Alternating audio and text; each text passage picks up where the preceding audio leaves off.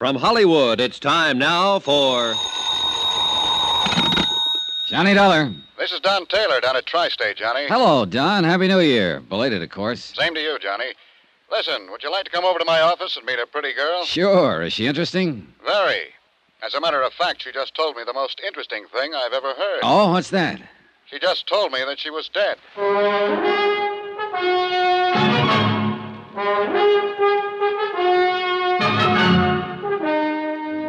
Tonight and every weekday night, Bob Bailey in the transcribed adventures of the man with the action-packed expense account, America's fabulous freelance insurance investigator. Yours truly, Johnny Dollar.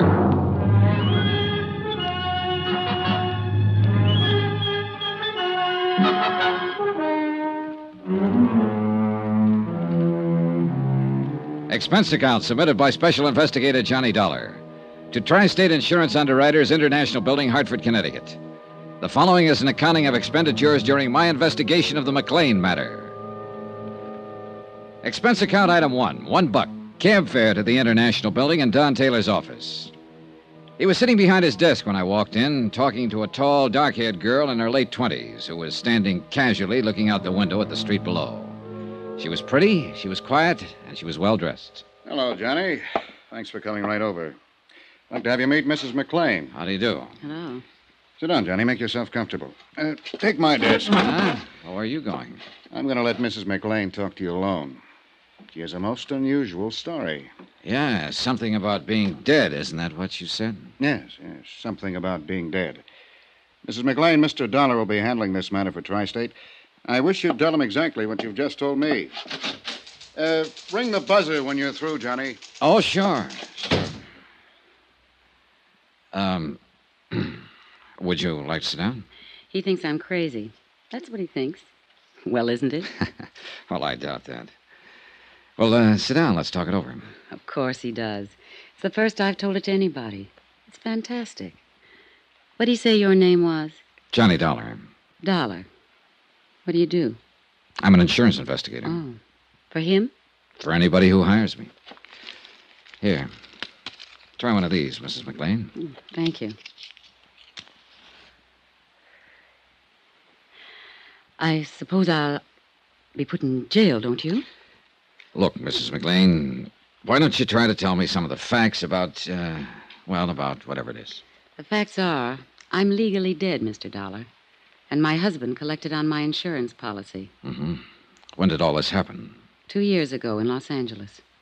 How much money did your husband collect on your insurance policy? $10,000. Where is your husband? In Los Angeles. I suppose you tell me how it worked, Mrs. McClain. My husband's a doctor, Mr. Dollar. His name's Dave McClain. One night he had a patient come in, a girl. Oh, she was in pretty bad shape. She'd been drinking somewhere, and she just came in off the street. Saw his shingle outside the office. I was there helping Dave as a receptionist. Oh? Dave took her into one of the examining rooms to see what the matter was. She had a heart attack. She died on the table. Well, there was nothing he could do for her. Nothing anybody could do for her. Mm-hmm. She died on the table, and then what? Well, Dave came out and told me what had happened. We looked in her purse to find out who she was and where she lived. There wasn't anything but an address in Jersey City. No Los Angeles address? No. Her name was Teresa Corbett. She was from Jersey City, and that's all. Then what? Well, Dave called long distance to the place in Jersey City. It was an apartment. He talked to the manager there. I see. Go on. Well, Dave didn't say anything about Teresa Corbett being dead. He didn't have a chance, really. The manager was very upset. He told Dave that Teresa's mother had died very suddenly 2 days before. He said he'd been trying to locate her there in Los Angeles. Oh, he was very frantic. Well, go on. It was just one of those crazy things. The apartment house manager was just about out of his mind. Teresa's mother had died in one of his apartments on his premises. He himself had assumed responsibility for the body. He didn't know what to do about a funeral or anything else. He told Dave that Teresa was all the old woman had in the world. Nobody else. And Teresa Corbett was dead in your office at the time? Yes. Well, Dave hung up. I didn't know what he was thinking at first, and then he said to me, "We're in luck." Hmm. I asked him what he meant by that, and And he said that the girl who had died in our office didn't have anyone in the world and no one would know the difference. Then he told me we'd use her body. Just like that, huh? Yeah, just like that. He said it was the chance of a lifetime. Well, go on. Well, Dave called up Dr. Reed.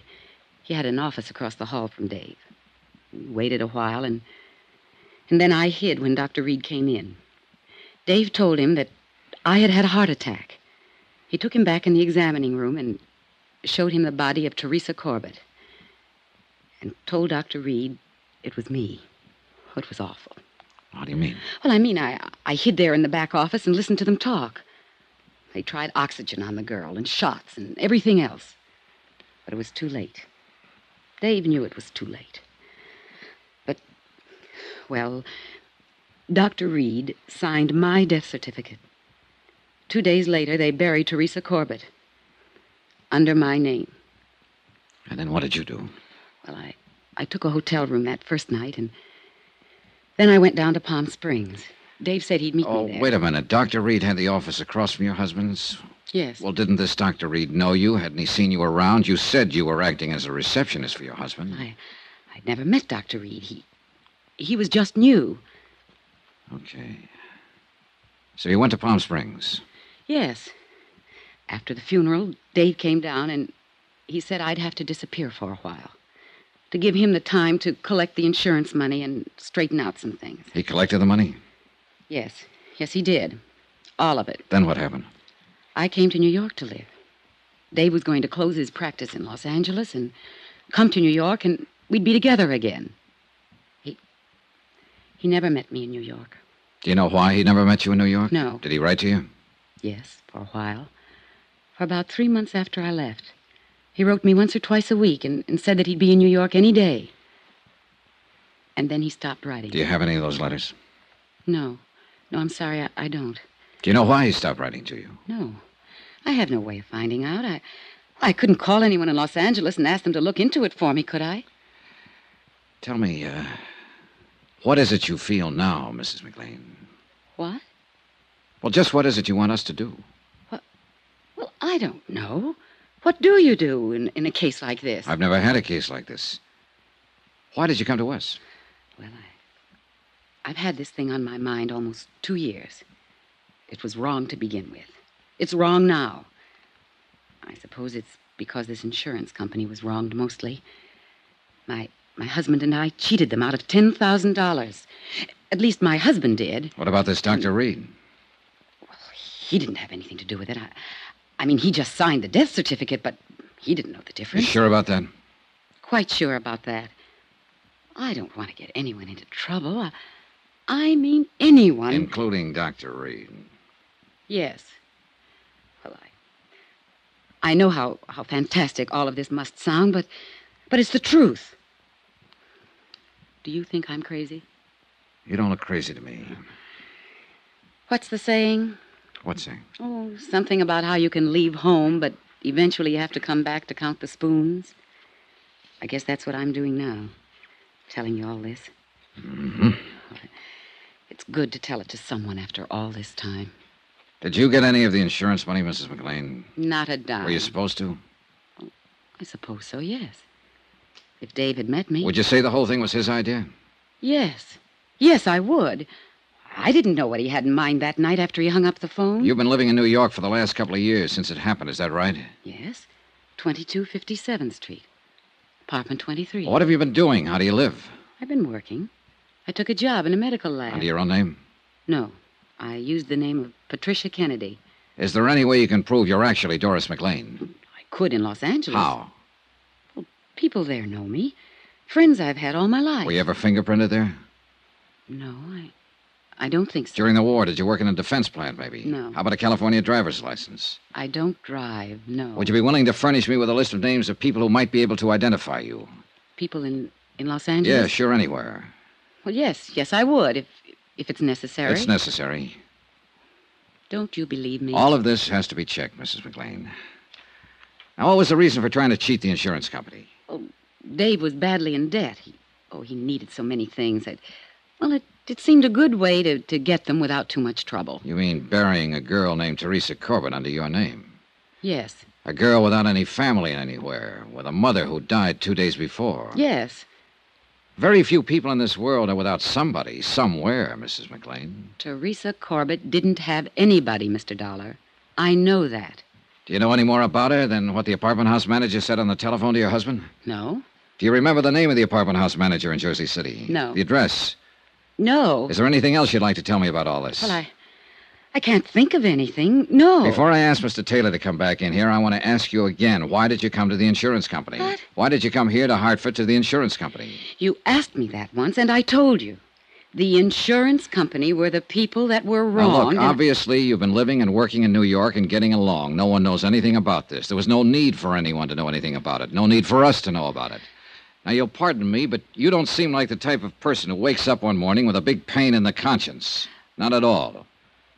Now, you sat here and told me about your husband, how your husband thought of the idea, how your husband hung up the phone, how your husband called in a Dr. Reed to sign a death certificate, how your husband handled every detail, all of it. Not you, Mrs. McClain, your husband. He's the one you want us to get, isn't he? Yes. He didn't have to meet me in New York once he got his hands on that money. He didn't have to do anything about me. I was dead. On paper. And I couldn't go back. I buy a Los Angeles newspaper now and then, and I saw a notice yesterday that he's going to get married again. I see. But I'm still his wife. He tricked me. You helped him to do it. Who's he going to marry there? I didn't recognize her name. How old are you? I'll be 30 next June. I'm going to ask you something else, Mrs. McClain. Have you ever been in trouble before? No. Well, you're in trouble now, if all this is true. Well, it is true. Now, Would I just you be willing told to sign a statement in front of witnesses containing all the information you've given me here today? Yes. Yes, I would. Okay. Yeah, Johnny? You can phone your legal department, Don. Mrs. McClain is willing to make a statement regarding this whole matter. All right. Mrs. McClain, you can make your statement in front of Mr. Taylor and whatever witnesses he wants to use. I'll see you in about an hour or so, Don. Good. You're all through with me? No, there's one more thing, Mrs. McClain. Do you realize that if what you've told me is true, both you and your husband will be criminally charged? Well, yes. Yes, I realize that. Oh, Johnny, for heaven's sake, you're trying to scare us. I just wanted that part understood. I'll see you. Johnny, wait a minute. Don't worry. I'll be around. Plenty.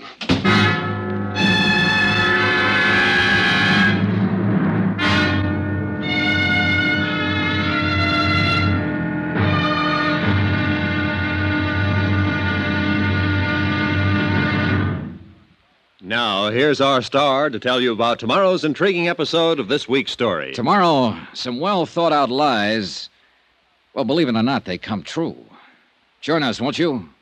Yours truly, Johnny Dollar. From Hollywood, it's time now for...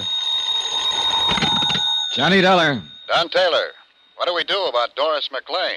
Find out if she's telling the truth about being legally dead and having her husband collect her insurance, Don? No, Johnny. I mean right now. You can't press any charges against her or him until we get some facts. Well, she gave us a statement admitting everything. Can't we file charges on that? I'd rather not. Huh? Why? Oh, just a feeling. Call it a hunch if you like. Now, wait a minute. Don, I don't think she's told us the truth.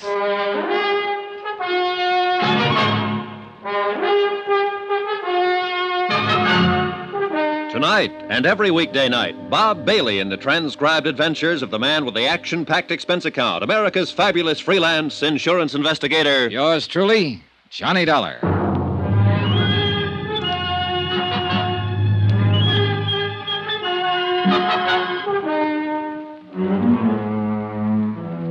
Expense account submitted by Special Investigator Johnny Dollar to Tri-State Insurance Underwriters International Building, Hartford, Connecticut.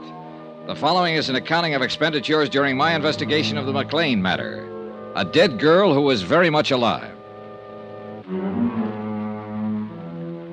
Expense account, item 2, $5. Lunch at a little place called the Copper Kettle for myself and Don Taylor. I think we should act, Johnny. Yeah, well, I don't. Not yet. Look, I listened to her whole story. You listened only a part of it, so get this. She was married to a doctor in Los Angeles, Dr. David McClain. Yeah. One night, 2 years ago, a girl named Teresa Corbett walked into his office, a little drunk and a little sick. She had a heart attack. She died. The doctor found a name and a Jersey City address in the girl's purse. He called up the New Jersey address, and an apartment house manager told him the girl's mother, her only living relative, died 2 days before. Dr. McClain hangs up and tells his wife he'll bury the other girl under her name and collect the insurance. No sense in going into all this, Johnny. Now, wait a minute. Doris McClain agreed to this. Her husband calls in another doctor and has the death certified. Doris McClain goes to New York. Her husband collects the insurance. But didn't meet her in New York, as he said he would. 2 years ago this happened, Don. Today she comes in and says, I'm tired of waiting for him. We cheated you. Do something to us. She also said she'd read a notice that her husband's going to marry some other girl. Makes sense to me. Yeah, well, not to me, Don. At least not all of it. Why? Why not? What are you looking for? The holes, and there are plenty of them, Don. Look, for one reason, she told it the same way both times. For the second reason, if all this happened on the spur of the moment in Los Angeles, that is, the girl came into the doctor's office off the street and died suddenly, why would the doctor bother to call New Jersey? Why wouldn't he call the Los Angeles police, for instance? Because he had the insurance thing in mind? Well, what do you think? Now, look, Johnny, I think you're pushing too hard in here. I'm trying to tell you what we're up against. All we have to do is verify her story. Yeah, well, there's something cockeyed in the way it comes out. According to Mrs. McClain's statement, the doctor thought of the insurance trick as he went along. That is, after he called Jersey City and found out the dead girl in his office had no one else in the world because her mother had died a couple of days before. After he saw he had a good chance. Yeah? He wouldn't have known he had a chance to pull the trick if he'd done what he was supposed to do and called the Los Angeles police. Yes, but... Now, that's important. And look, here's another thing. Mrs. McClain says she was acting as receptionist in his office when this strange girl came in. Now, I don't know about you, but every receptionist I've ever seen in a doctor's office will ask you your name and address before you see the doctor. Mrs. McClain didn't do that at all. But... They'll get your name and address unless they already know it. Where's Mrs. McClain now? Over at the New Hartford Hotel. I asked Sam Benson to keep an eye on her until we file charges and take her into custody. Well, you can call him off. Now, look here, Johnny. Every word she has told us will have to be verified before we can take any action like that. Every word. I don't know whether I want you to handle this or not. It's okay with me. Either way, Don. Now, wait, Johnny. You want some more coffee? No, thanks. Let's not argue anymore. Okay, let's not. Mrs. McClain admitted she helped her husband cheat us out of $10,000. We've got that on paper. Look here. I made a check on the policy. We issued a straight life policy endorsed Mary McClain in Los Angeles, April 23rd, 1945. According to our records, Mrs. McClain passed away February 1st, 1954. Yeah. Claim was filed by the beneficiary, husband, David Earl McClain, M.D., February 4th, and paid off on the 10th. $10,000 full claim. Here you are. Uh-huh. That's a photostat of the death certificate attached. Yeah. Cause, coronary thrombosis. Now look at that signature. Dr. Willis Reed. That's the same doctor she said her husband called in. I know. What else? Business about her living and working in New York in a medical lab. This is the name of the place. Mm-hmm. She said she'd used the name of Patricia Kennedy. Well, I put in a call to their personnel manager. I described Mrs. McClain to him, and he said that sounded like her. Checked out. They'd been with him almost 2 years. Yeah, that's about it. Well, I call the airport, and they'll get me out to Los Angeles by tomorrow morning. Thought it'd take a few hours in New York to check some other things out. Sure. That looks pretty definite to me, especially with her statement and all the things she said. So what have you got to worry about, Johnny? All the things she didn't say. Expense account item 3, $38.14. Transportation, Hartford, Connecticut to New York, New York. I checked my bag at Idlewild and took the limousine in as far as the Waldorf. Expense account item 4, $3, cab fare and tip. Number 22, 57th Street. Doris McClain's residence, where she'd lived as Patricia Kennedy, apartment 23. I talked to the manager. This is her apartment, Mr. Dollar. I see. How long has she lived here? Moved in, 2 years ago next month, March 1954. Good tenant? Very quiet. Ever talk to her? Not much. Christmas time, we had a drink together down in my apartment with my wife. First time I knew she worked in a medical laboratory. Mm-hmm. Does she have any friends in the building that I could talk to? Not that I know about. She keeps to herself, minds her own business. May I ask where she is now? In Hartford, Connecticut, at the New Hartford Hotel, if you want to talk to her about anything. I might want to talk to her about you. So?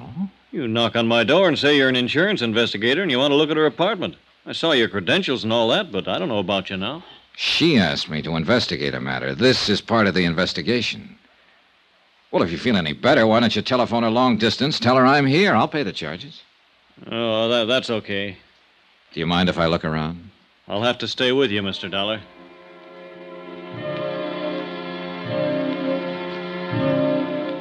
An hour later, I located a Mr. Platt at the Hyde Park Laboratories where Doris McClain had been working using the name Patricia Kennedy.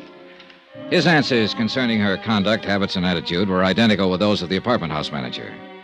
I talked to 3 people who had been working with her in the lab. Same result.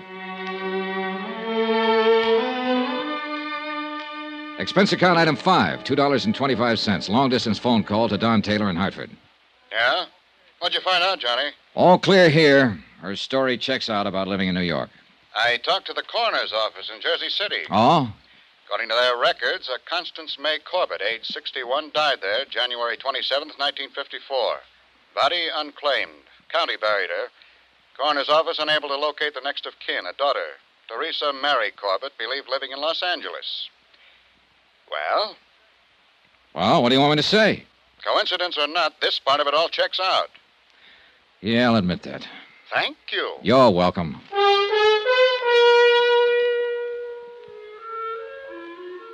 Expense account item 6, $113.65. Transportation, New York to Los Angeles. We landed at International Airport in a heavy fog at 8:35 in the morning. By 9:35, I was in my room at the Statler Hotel sleeping. At 4 o'clock in the afternoon, I got up and showered and shaved and had something to eat. There was a special delivery airmail folder for me at the desk from Don Taylor. It contained a flash picture of Doris McClain, a sample of her fingerprints and handwriting, along with the names and addresses of several people in Los Angeles Mrs. McClain thought might be able to identify her. Expense account item 7, $50. Deposit on a rented car to get around Los Angeles. The first 3 addresses furnished by Mrs. McClain were blanks. No one home, or whoever had been there, had moved a long time ago. It was beginning to get dark by the time I got to the 4th one, an address on Berendo Street in Hollywood.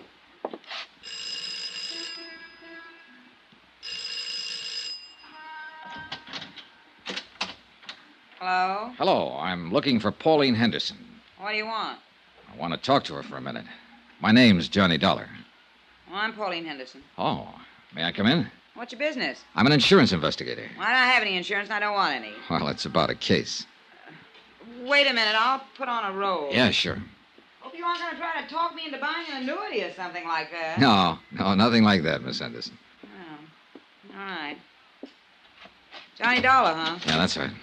Insurance investigator, did you say? Yes. Come in. I thought maybe you could help me. Well, I'll try. I'm in something of a hurry. Only take a minute, Miss Henderson. I'd like to have you look at this.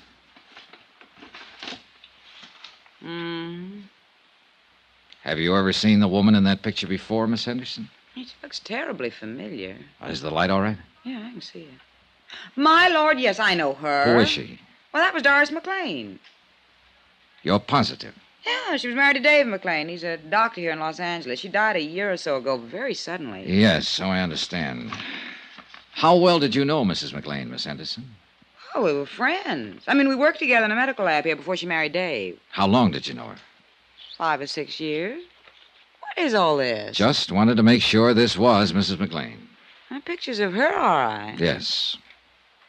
You know, I don't think you've been exactly telling me the truth.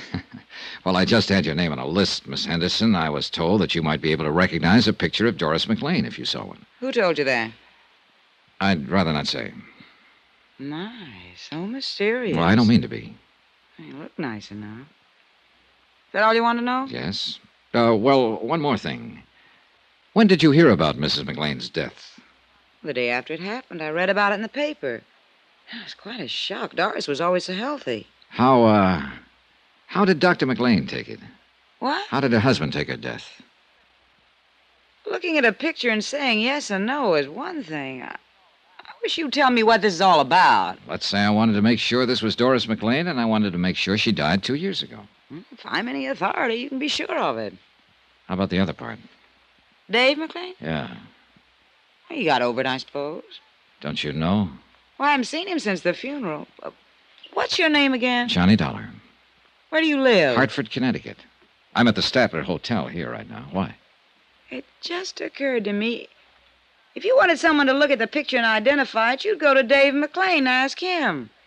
After all, he was married to her. You'd go to him. I would. Yeah. You go to him before anybody else.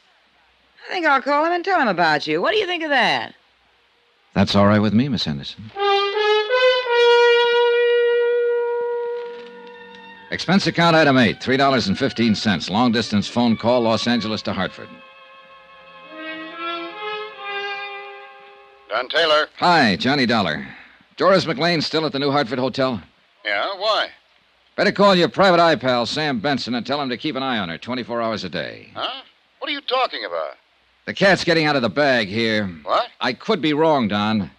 But if I'm right, somebody might want to kill her.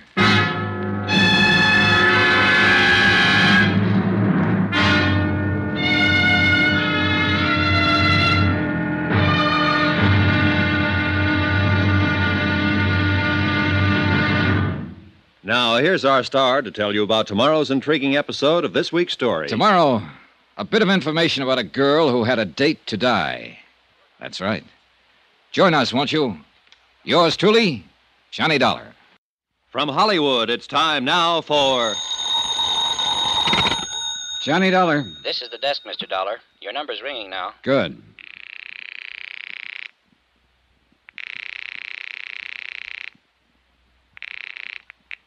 Hello? Hello. I want to talk to Dr. McClain. Who's calling, please? I'm not a patient. I just want to talk to him. This is Dr. McClain.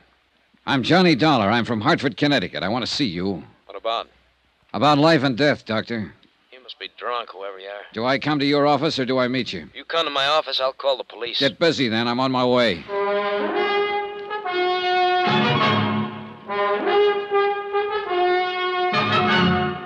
Tonight and every weekday night, Bob Bailey in the transcribed adventures of the man with the action-packed expense account, America's fabulous freelance insurance investigator. Yours truly, Johnny Dollar.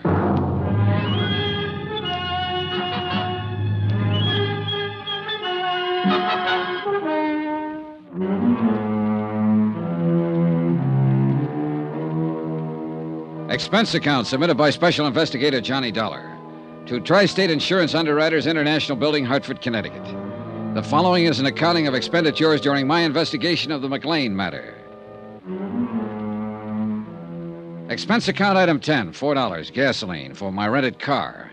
I was in the filling station at the Statler Hotel having it filled up when George Riley stepped out from the lobby entrance. Hey, Dollar. Huh, Riley? I came down here to see you. What about? What do you think, what about? All right, get in.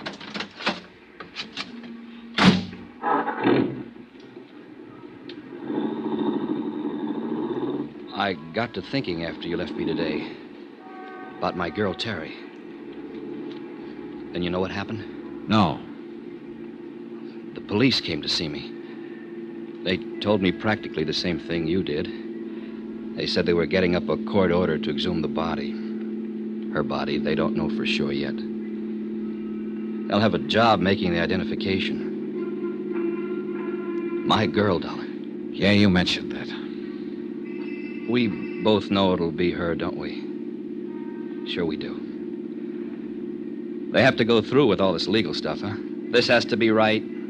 That has to be right before they can do anything. That's right. Yeah. Hey, where you driving? Around the block. Dollar, you know what I'd like to do? I'd like to get my hands on the bird or put it down on the ground that way with somebody else's name. He was a doctor, wasn't he? That's what it looks like. Doctor who? You'll find out soon enough. Let me ask you something. How would you feel if you got the kind of news I got today, huh? You'd feel pretty lousy. Well, I feel pretty lousy. I was going to marry Teresa Corbett a couple of years ago. I built her a nice house on a hill, and she disappeared. Just walked out. Yesterday, you come in and you say she didn't walk out. She walked into a doctor's office one night and had a heart attack. You say this doctor gave her another name, his wife's name. He buried her and collected some insurance. And that's how she disappeared. Now, what about me? Huh? They came around to see me after she disappeared. They came around a lot asking questions. And now they think they found her. You and me know they found her, don't we? Yeah, I guess we do. I spent 2 years waiting to find her, and now she's dead. Why is she dead? I can't answer that yet. But this doctor, he can't answer it, can he? He took her and buried her under another name. Just took her like she was some sort of clay doll, something used and something no one wanted anymore. He took her and buried her, and that was supposed to be that. Now, what's his name? Riley, you better go home for a while. Yeah, sure. I'll phone you later. Dollar. She wasn't any clay doll. She wasn't something you'd give a phony name to and put in the ground. She was what I loved and wanted and needed. Did she walk into his office and die with her heart trouble, or did it happen another way? I don't know. You got ideas? I don't know. Dollar, you gonna find out? Yes. If you don't find out, I will.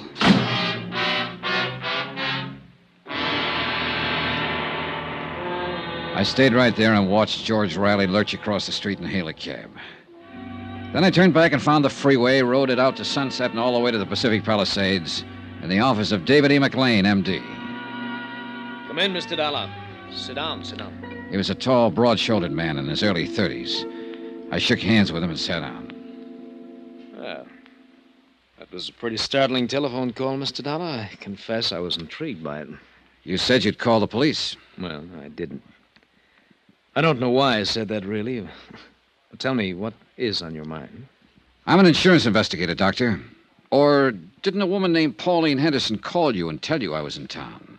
Pauline Henderson? Pauline Henderson. I don't believe that. A friend of your wife's, Doctor, an old friend who worked with her once. The kind of a woman who'd recognize a picture if she saw it. I don't believe I remember her. Then she didn't call you and tell you I was in town. Well, that's all right, too.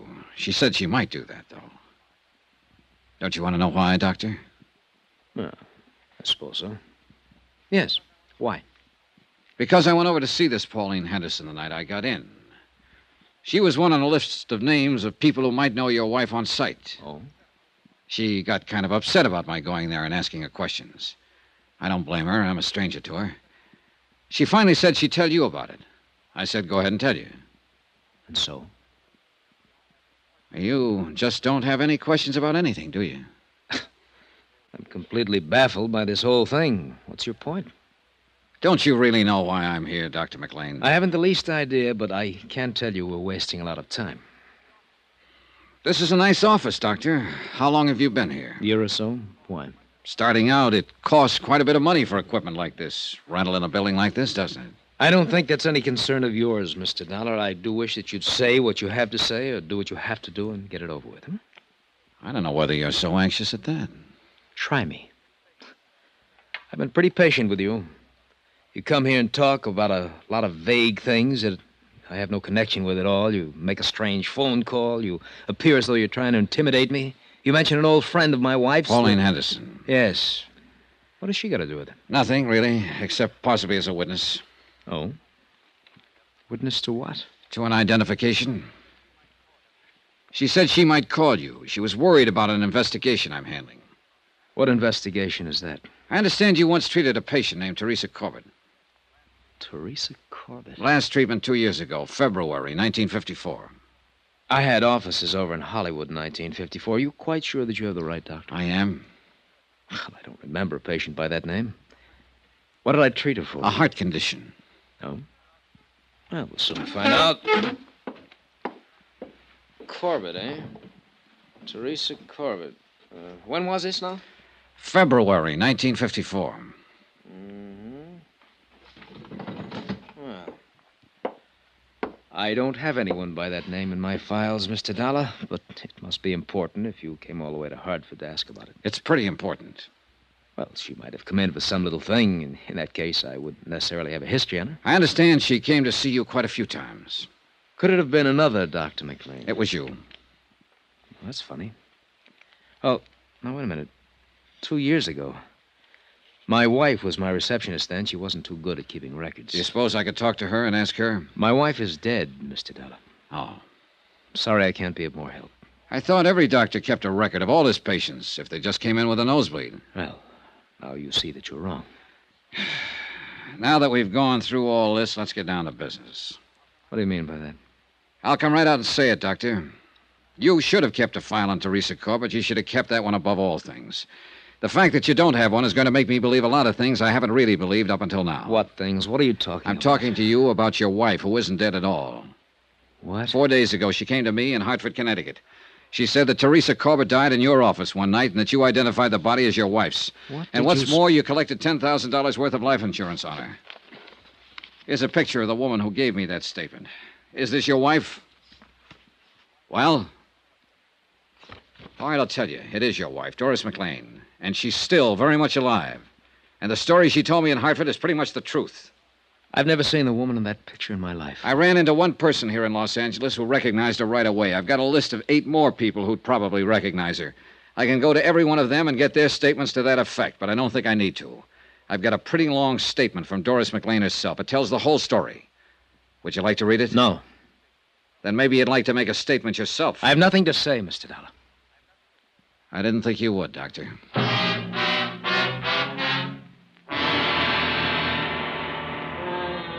On the strength of the evidence already assembled, I preferred charges against Dr. David McClain. He was taken into custody and arraigned for defrauding an insurance company. He refused to talk at the arraignment and afterwards when he was held in the city jail. Expense account item 11, $2.20, telegram. I wired Hartford advising Don Taylor of the events in Los Angeles. The following morning, I received an answer from him to the effect that he was bringing Doris McClain to Los Angeles. That should have made the case complete. That and the fact that the coroner's office had exhumed the body and it had been identified as Teresa Corbett.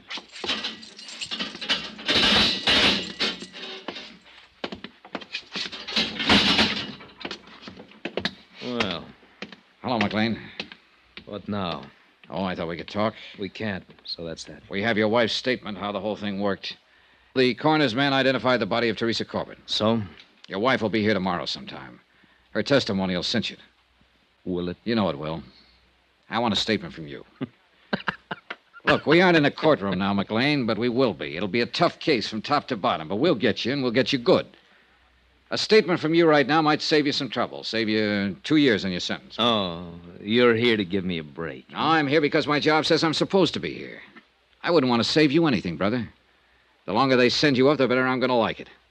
But I'm not going to push too hard for a statement from you. I'm just giving you the chance to have your say-so right now and suggest that you go into court with a guilty plea. It's up to you. You know something? You'll never get me into a courtroom. Expense account item 12, 10 cents, one morning newspaper, which carried a complete story of the McClain case as well as the information that Dr. McClain had denied all charges and was freed on bail. That, along with his remark about not appearing in court, worried me. An hour later, I was out in the Palisades looking for his San Vincent home address. It happened to be a 2-story building, but I didn't get up to his apartment soon enough. Hold it! Stop!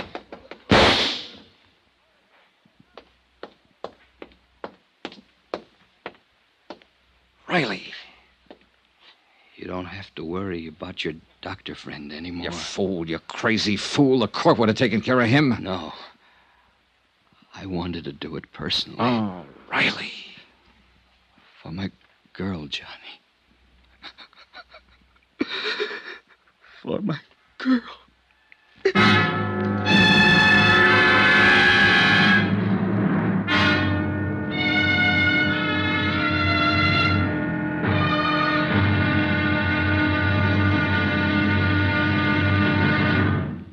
Now, here's our star to tell you about the final intriguing episode of this week's story. Tomorrow, a brand new, a rather startling statement from Mrs. McClain, without lies. Join us, won't you? Yours truly, Johnny Dollar. From Hollywood, it's time now for... Johnny Dollar, Johnny, Don Taylor. are you here in L.A.? With Mrs. McClain. Why didn't you meet my plane? Dr. McClain's been shot. What? Teresa Corbett's boyfriend, a guy named Riley, pumped 3 slugs in him this afternoon. He was afraid McClain might get off. McClain's still alive? He's hanging on, but they don't give him much of a chance. I'm on my way to the hospital right now, L.A. General. Meet you there.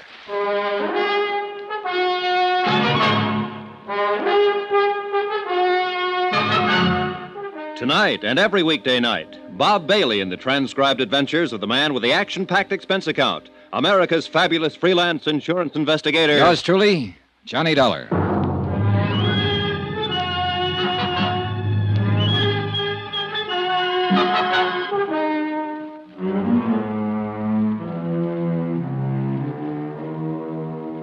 Expense account submitted by Special Investigator Johnny Dollar to Tri-State Insurance Underwriters International Building, Hartford, Connecticut. The following is an accounting of expenditures during my investigation of the McClain matter. Expense account item 13, $10, rental, for a tape recording machine which I took with me to the hospital room of Dave McClain. Don Taylor met me in the hall. Hi. Hi. Where's Mrs. McClain? I turned her over to the police. Do you know about this? No. Who's this man, Riley? Oh, just a lonely guy who lost his girlfriend. Let's go. Wait a minute. There's something else, isn't there, Johnny? Oh, I don't know. I think there is, Don. I'm going to try to get it from McClain now. That's why I brought this thing. What'll happen to Riley? He's being held for assault with a deadly weapon intent to kill. If McClain dies, it'll be changed to murder. Mr. Dollar? Yes? You can go in now. This is Mr. Taylor. I'd like him to come in, too. It's all right. This way, please. The nurse led us down to the end of the hallway and into McClain's room. Transfusion equipment was rigged up on one side of him, intravenous on the other. He watched us walk in without a word, until he saw me set up the recording equipment. What do you think that's for? You, McClain. That statement we were talking about. What statement? You know how bad off you are. It doesn't make any difference now. Who's this man? My name's Taylor. Police? I'm with Tri-State Underwriters. Oh. You must be a close friend of Doris's. She came out here with him, McClain. How is Doris these days? She's made her statement. Squeeze play. How about you? No. I'm not gonna say a thing. Oh, now, McClain. Tell you what I'll do. We'll talk about it later. There may not be a later. I think there will be. I'm gonna bet on it that way. It's tough, Dollar. You struck out again. There's always your wife. She won't tell you anymore. She's got her own troubles.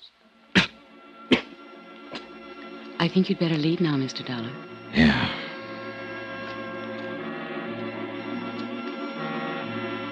McClain's chances for recovery were 1 in 10. That isn't very good odds. But as he said, he was going to bet on himself. And he won. 3 days later, he took a turn for the better. Within a week, he was walking around the hospital. The trial date was set for him to answer charges of defrauding an insurance company. Mrs. McClain was named co-defendant. All set. When do you take off, Don? About 5 minutes. Good night for flying. Yeah. Now, what's the matter, Johnny? Oh, I don't know. This whole case, the people in it, I just don't know. You ought to be satisfied. You've certainly done your job. McClain's are going to stand trial, and there's no doubt they'll be convicted. You testify in court, and that's about it. I know. Don. Yeah? There's more to it. What? I know there is. There has to be. McClain's slick enough not to open his mouth. He hasn't admitted anything. His wife's done all the talking. Sure, that's true, but what she said was enough for us. Was it? Well, wasn't it? Not for me, Don. Johnny, what is it? Riley, I suppose, and that poor girl, Teresa Corbett. A couple of little people who walked into it. Riley's suffering worse than the McClains, than they'll suffer. He lost somebody he loved. She died naturally. He would have lost her sooner or later. The McClains had nothing to do with that. Didn't they? No. Well, I've been thinking about it. Just go in and testify in court and come home and try to forget about it, will you? Maybe you're right. Flight 913, Chicago, New York, and Well, Boston, now boarding. See you in a few days, Johnny. Okay. Flight 913, One thing, now Don. boarding Yeah? at Gate 8. Suppose Teresa Corbett had been my girl. So long, kid.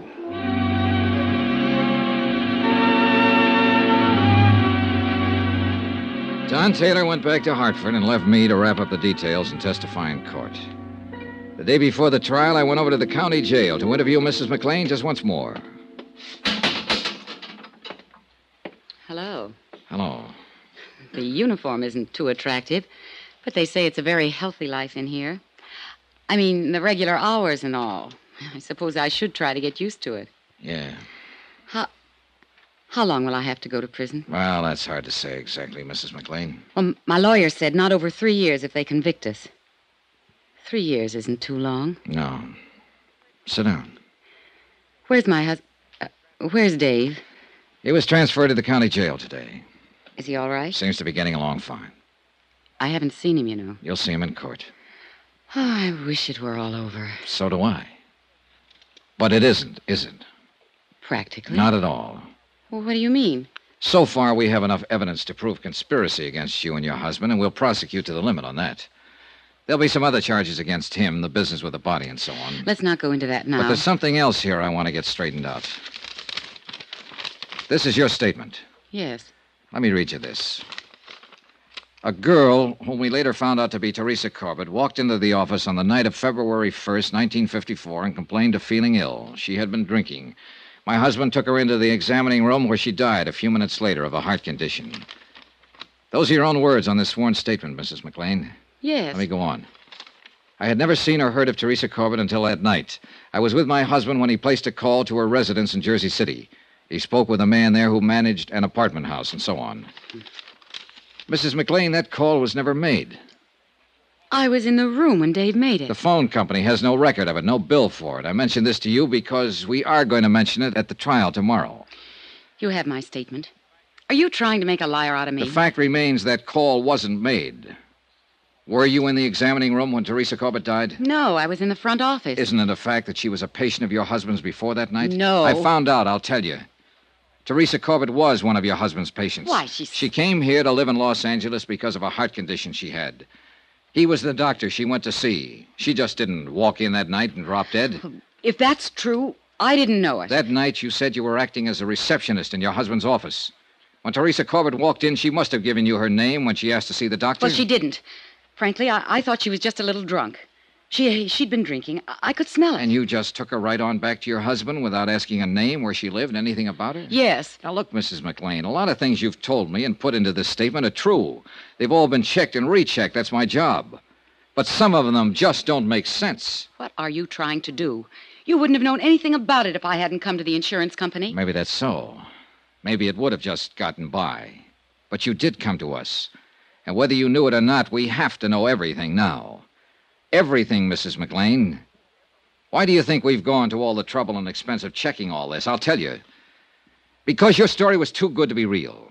It couldn't happen that way, even though the facts seem to say it could. Why, A girl alone and friendless in Los Angeles, dying of a heart attack in a doctor's office. A doctor who needs money and has a wife who's heavily insured. That's too much for me to take. Teresa Corbett was a patient of your husband. She had been for several months. She came in like anybody else. You or your husband took her personal history. And you noticed that she had only one living relative, a mother in Jersey City. Will you please tell me what you're talking about? I'm talking about premeditated, carefully planned murder. That's what I'm talking about. When Teresa Corbett's mother died suddenly, there was nobody left to worry about her. Nobody to ask questions about her anymore, right? That's what you thought, anyhow. But there was a man, George Riley. But he didn't know where to go or who to ask. You didn't know about him. All right. Teresa came in several times, and you and your husband got to know more about her. She was the patsy right from the beginning. Wasn't she? Wasn't she? Yes. Do you want to tell me about it? She had been in to see Dave several times. He knew all about her, where she was from, what family she had. That night, when she came in the office, she wasn't drunk. She hadn't even been drinking. She'd had a telegram. She'd just received word that her mother had died suddenly. She was terribly upset about it. She asked Dave for something to help her sleep. Go on. Well, he took her in the examination room, and he came out a few minutes later to get some drugs, and he said something about her case being a terminal. Terminal? You mean it was hopeless? Well, that's what he said. He said he didn't give her more than 6 months. It wasn't true, Mr. Dollar. She wasn't that sick. Then what? Well, Dave went back to the examination room. I just sat there and waited. I guess I knew what he had in mind. Had you talked about it? Well, we talked... Oh, no, not about what happened then. A few minutes later, he He buzzed me to come back to the room. I went back there, and Teresa was lying on the table. She was dead. I knew it when I walked in there. Dave looked very strange. He said that she had had a sudden heart attack and died before he could do anything to help her. You know it wasn't so. Well, there was a hypodermic on the stand. He'd given her something. I just didn't think he'd go that far. Are you sure you hadn't discussed this before? No. I swear he hadn't said a word to me before that night. But he had it all planned. That is, what to do and everything, when I came back to the room. He called Dr. Reed. Dave showed him Teresa and said it was me. Reed signed the death certificates. Yes. When did you leave town? The same night Dave made me. He said he'd handle everything. I accused him of killing her, and he said that she just died there. Well, I guess I was kind of hysterical, but then he said, all right, I did kill her. She didn't have long anyhow. I killed her, and you helped me kill her. Now get out of here and stay out of here. If you ever open your mouth about it, you'll go to the gas chamber with me. Do you want a cigarette? Yes, please. Here you go. Thanks.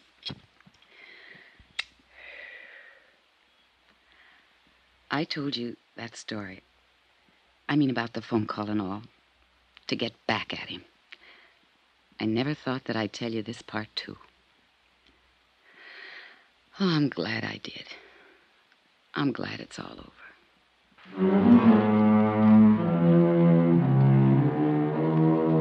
Expense account item 14, $85.40, hotel and board while in Los Angeles. Item 15, $205, plane fare back to Hartford.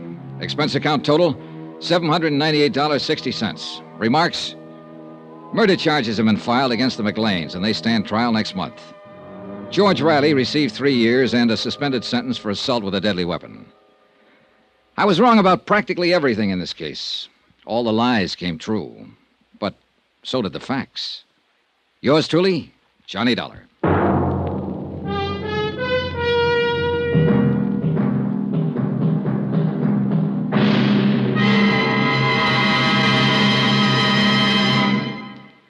Remember, there'll be another intriguing story for you beginning next Monday night. Next week, cui bono.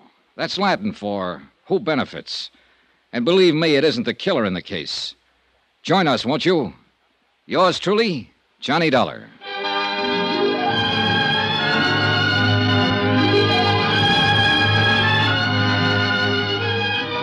Yours truly, Johnny Dollar, starring Bob Bailey, is transcribed in Hollywood. Written by John Dawson, it is produced and directed by Jack Johnstone. Heard in this week's cast were Lucille Meredith, Betty Lou Gerson, John Stevenson, Bob Bruce, Victor Perrin, Tony Barrett, and Herb Ellis. Musical supervision by Amerigo Marino. Be sure to join us on Monday night, same time and station, for another exciting story of yours truly, Johnny Dollar. Roy Rowan speaking.